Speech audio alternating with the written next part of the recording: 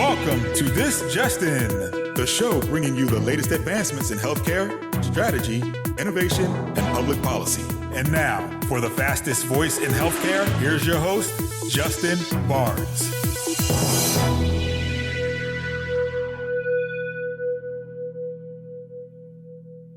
Thank you for tuning in and welcome to This Just In. I'm your host, Justin Barnes. In these segments, I'll bring you the latest advancements in healthcare, strategy, innovation, and public policy.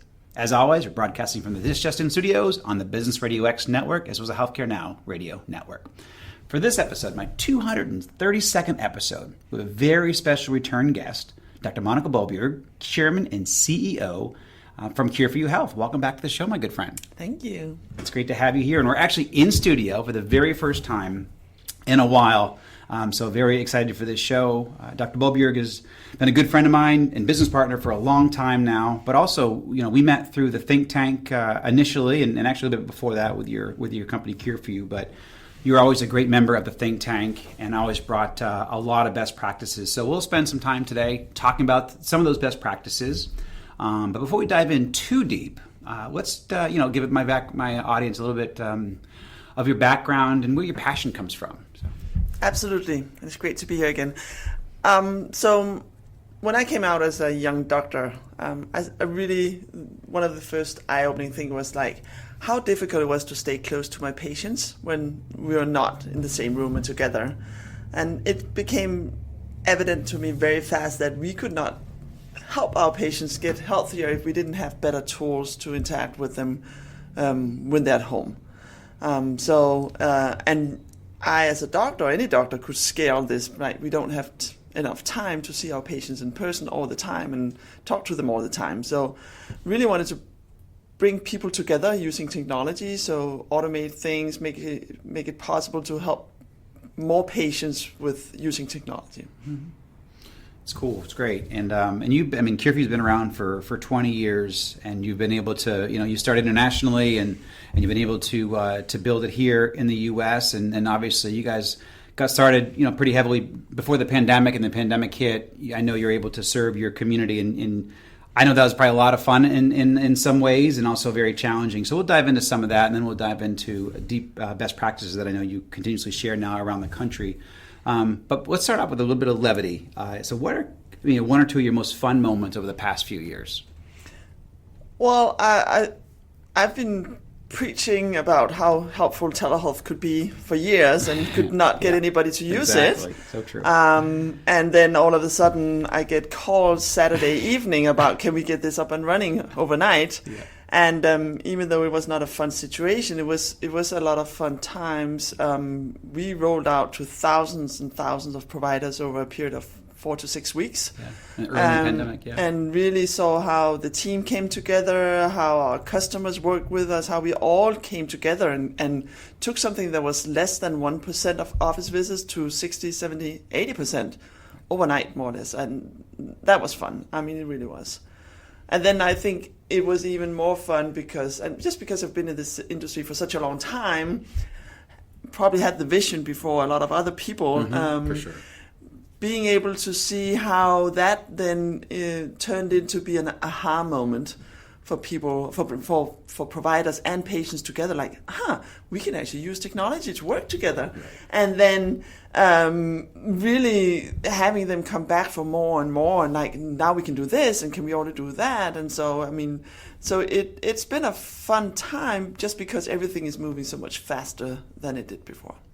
Yeah, I agree. I think when you look out, trying to get doctors and care providers and others to use telehealth, before the pandemic, there was a lot of different hurdles, and for payment reasons, and for care strategy reasons, for integration reasons, lots of reasons. But the pandemic brought it, to your point, front and center. And then what's really exciting is to see where the market's even evolving now is people, providers and healthcare organizations and patients even, understand where telehealth fits in into their virtual care strategy, and that telehealth will be an aspect of their healthcare. I think every provider is at a different level of where telehealth will fit in with their care strategy, but I believe they all believe it will be a component of it. Some, obviously, telehealth will be much, much larger, and it really depends on your specialty and how you care for your patients. But it's exciting watching telehealth and virtual care in general integrates way into care today. So. Yeah, absolutely. I think it's going to be interesting to see how it evolves from being a visit to be something that is more fluent. That's something you just use when you need it. Very true. Excellent point. So again, we'll dive into some best practices here, but over the past couple of years, what are some of the challenges that you've experienced, with your customers, even recently? I mean, we're scaling fast, the industry's scaling fast, but what are some of the things that you're tackling? No, that's a great question. So CoFounder works a lot with very large healthcare organizations, like thousands of doctors, and the reason being is that they're a little bit ahead of time. Also, with some of them already have some solutions in place, and just so the audience know, CoFounder is a platform, so it's like multiple solutions in one.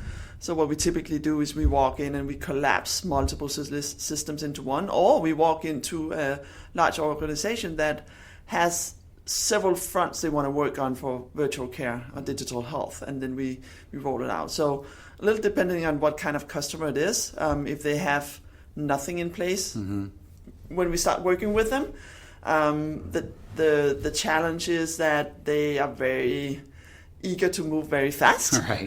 And we need to kind of like work with them some foundation, and because if they move too fast, they'll fail, and we don't want that to happen. So really taking them step by step. Then the other opposite is that when we work with organizations that have 4, 5, 6 different solutions in place, they want to collapse into one platform. Is when we work with them, even though we can do the same things, the workflows might be a little different. Right. And how do you now take multiple solutions and collapse into one so that it doesn't interrupt the workflows in the practice? So kind of like figuring that out together with the teams and help work with change management in those large organizations. So for the edification of my audience, I mean, what are in 30 seconds, what are those different solutions that you collapse? I mean, what types of products are those?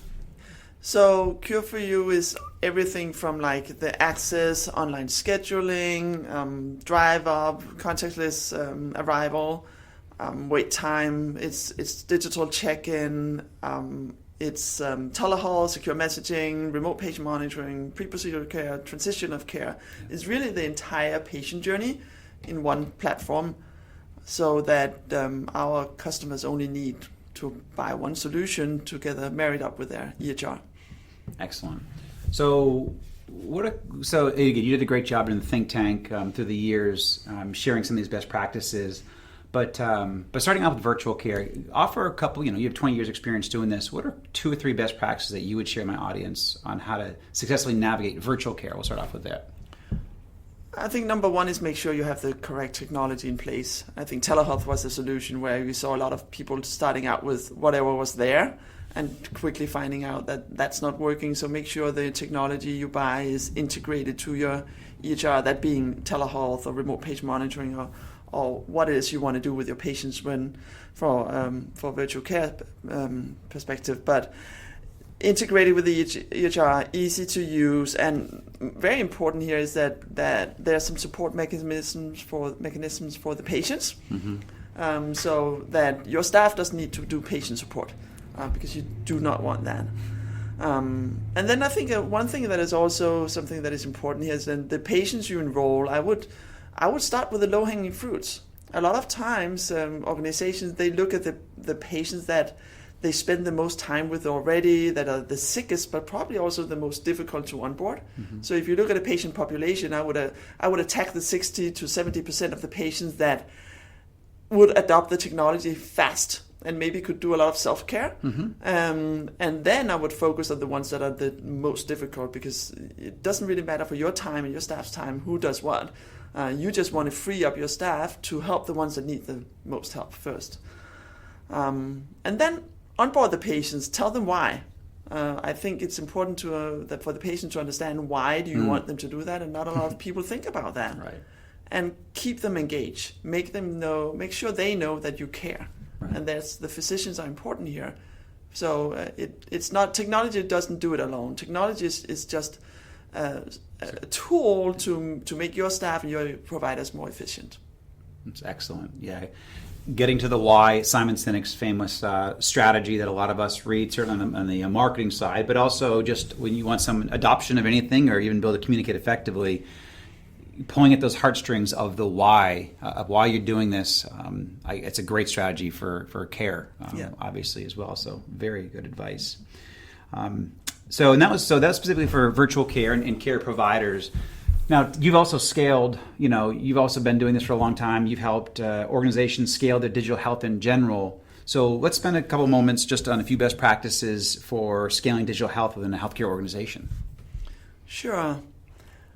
We actually implemented what we call the 7 levels of virtual care to kind of like make it clear to people what it is and what it takes to implement a lot of tools, because if you want to cover the entire journey of care for your patients, there's a lot of different individual tools you need to implement, but there are certain fundamentals that need to be implemented first. So, and really crawl, walk, run, and helping our customers understand and working with them what's the best approach for them.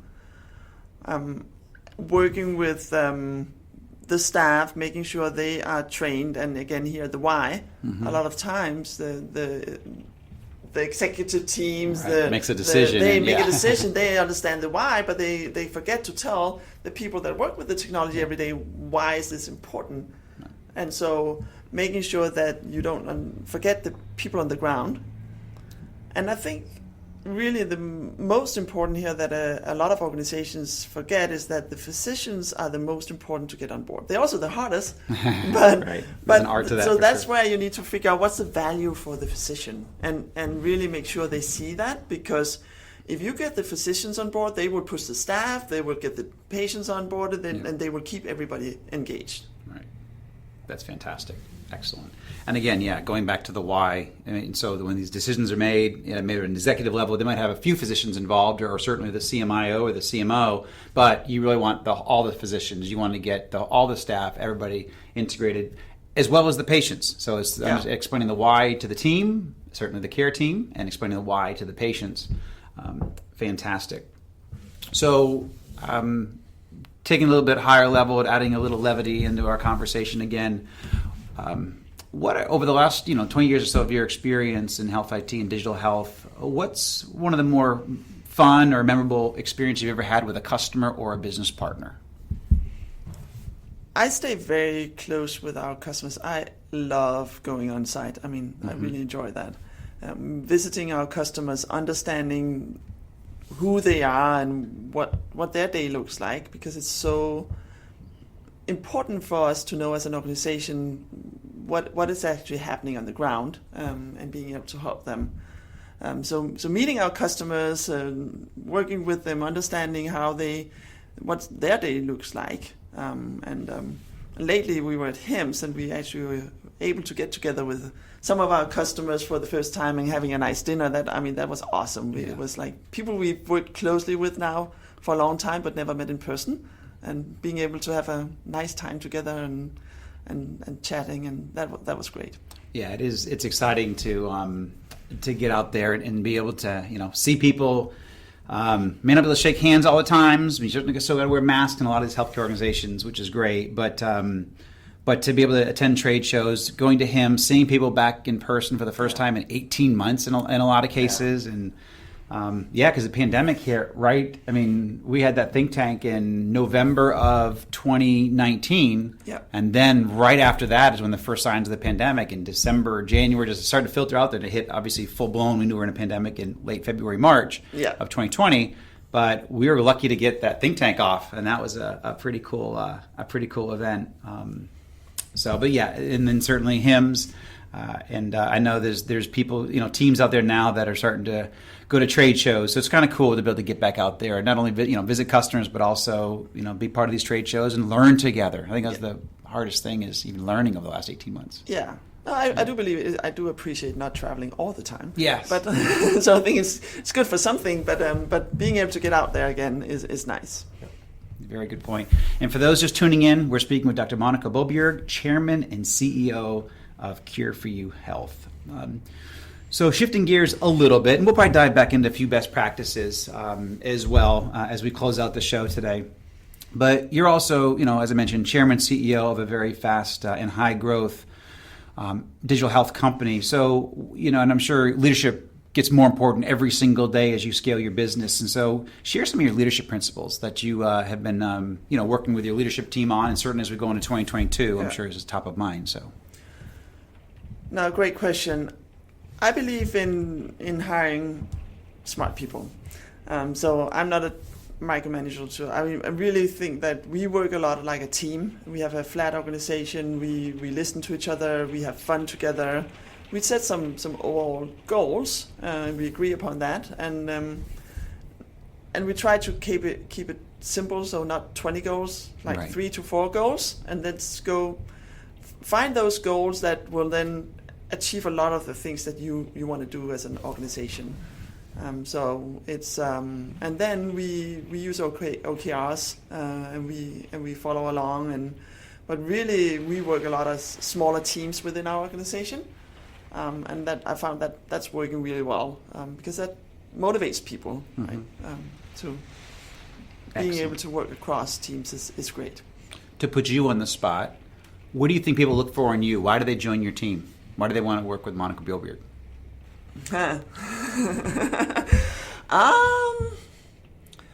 I think they see the passion. I think they see the vision. I feel like I'm good at simplifying and finding ways for us to achieve those goals together, and I feel like I'm good at getting people to work together as a team and feel appreciated as a team, and not necessarily me telling people where to go. I really, really, truly believe that this is something that we need to do good together. Yeah. And this is not just for our team, right? Not just for Cure for You team. I really believe it's a collaboration with our customers, with our partners. We cannot do this without our customers, so we really stay close to them and listening to them a lot. Yeah. And I have like 50% of my audience are C-suite executives, and so I think I always love to pull out best practices for people to share what they do on a daily basis, but also what should you embody? Because finding top talent gets harder every single day, it seems. Yeah. And so we just want to make sure, you're taking the time to listen to this radio show, then you can, you want to obviously grow, expand, do better, and I want to make sure you have all the best practices, because obviously you've done a very good job scaling the business and attracting the right talent and also attracting the right customers. One thing about Cure for You, as I watch you guys grow, is just the ability to attract the most innovative healthcare organizations in the country. Yeah. And even global. I know even globally you guys are getting some opportunities, but I think right now heavily focused in the U.S. and this just watching these even emerging care strategies in a lot of ways, a lot of new these new entrants to our market are latching on also onto Cure for You, because they're innovators in healthcare. They're innovators in how healthcare is going to be delivered, even today, but also in the future. But then also the largest players in health systems and in large ambulatory sites. So it's kind of cool to watch you guys evolve with those key players. Yeah, I think another important thing is that being heard, like employees, leaders within an organization, that they feel like they're getting heard, and customers as well. Right. Taking the time to listen and take in those ideas. But as you're saying, globally, it's kind of cool. Like going back to Europe, like being in US, and now people are coming from Europe and say, "Hey, you want to come back?" It's kind of fun. Exactly. Very cool. Congratulations there. So we have about 4 minutes or so, and I'd love to be able to hit on, you're a physician, you're in the field with a lot of physicians and care providers and nurses on a regular basis. So let's dive in a couple quick best practices, and I want to, maybe one best practice series, and then one, I want to talk about some trends to put you on the spot again, talk about where, what can we see over the next 12 to 18 months. So, let's go with digital front door, because again, this is such a wide open market. The digital front door, in my opinion, is fast evolving. Consumerism is just so important. Yeah.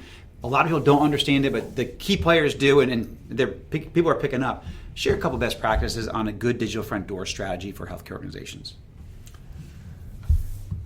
Consumerism absolutely is a very powerful thing happening in the industry right now, and I think it's going to be even more important going forward, because patients are picking up on what's out there and they will go choose their provider based upon where they get the best digital front door. And we see that people are really making strategies about it. And I think the most important thing here is to have a strategy, not just dive into, I'm just going to take whatever it is. It's not just about digital check-in. This is so much bigger. Yeah, it's so much bigger. And so really thinking about this, but also not just thinking about the actual technology you're buying, but also how that ties in, that whole flow ties into your front desk. Right. And I think that's where a lot of organizations, they fail a little bit, because they say, oh, it's there, but then they kind of like don't think about the total consumer experience.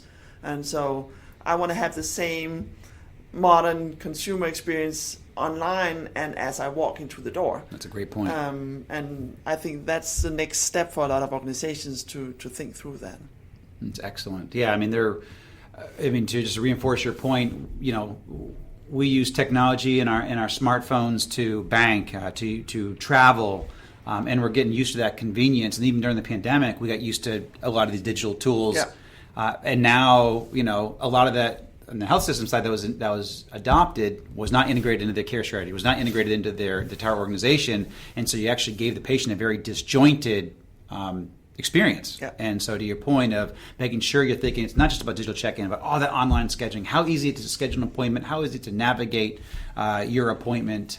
Obviously, how easy, when you walk in the organization, that interaction with the front desk, are you handing people tablets with COVID on it potentially? And so you just got to make sure that you're optimizing your entire strategy. And again, back to your point, you said to put a strategy together that's really forward thinking. So fantastic.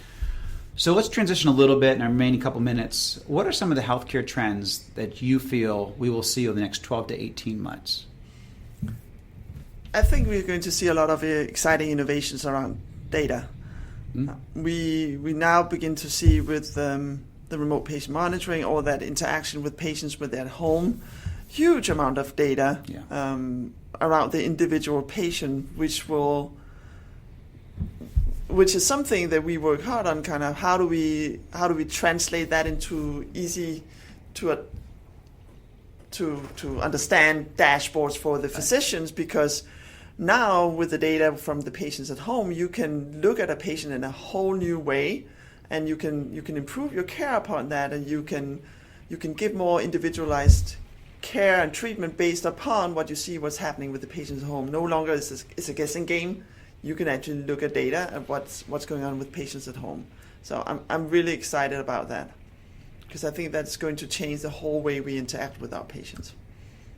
That's excellent. Yeah, I mean, I completely agree. The access, I was having a conversation with a gentleman just a couple of days ago who's certainly on the front side of this industry, and he literally, brought up how data is going to become so much more front and center. And you mentioned data visualization and sharing those insights, but also simplifying that data so somebody can understand what they're looking at, and they can actually make it. I call it actionable intelligence. You're serving up actionable intelligence with that data. Correct. So I completely agree. So, well, thank you, Dr. Bolbjerg. One more personal question before I let you go, because this is actually a segment in itself now on my radio show. Where do you invest your time, talent, and treasure, and why?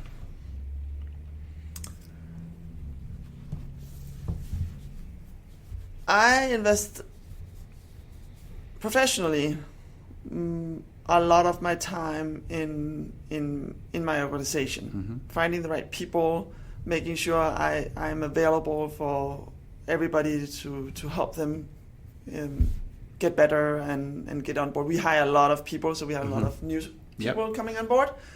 So I spend a lot of time with them.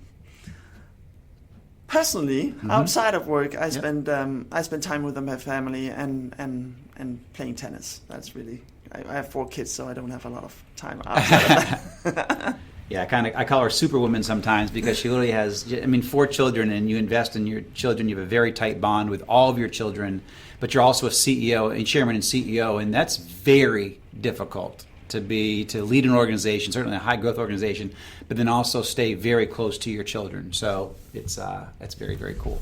I love it. I had a mom like that. myself, and so I respect it greatly because it's my mom had to run a couple businesses, but then also had to raise 2 children, and it was tough. So anyhow, I respect it greatly. Well, Dr. Bolbjerg, always a pleasure. I know I'll have you back. This is a great digital health and more virtual care best practices series that I'm doing. So I'm going to continue this on. I'm actually going to probably talk to a couple more of team members and people that you're close to, because you guys are, CareForYou is knee deep in the evolution of virtual care and certainly the expansion of digital health in the industry. So I will stay close and look forward to continuing on this series. So thank you so much, and you have a great afternoon. Thank you. You too. And thank you everyone for joining us today. Appreciate you taking the time out of your busy schedules to join the show. And if you miss any of this episode, you can tune in weekdays at 2:30 p.m. Eastern, 11:30 a.m. Pacific. All my content's always available at Apple iTunes, SoundCloud, iHeartRadio, Spreaker, Google Play, and TuneIn. You can also track me on Twitter at HIT Advisor, and you use the hashtag ThisJustinRadio so we can respond to your comments from the show. And also, you can check out all of our updates that we post out there on justinbarnes.com. Thanks, everyone. Stay safe. Appreciate your time.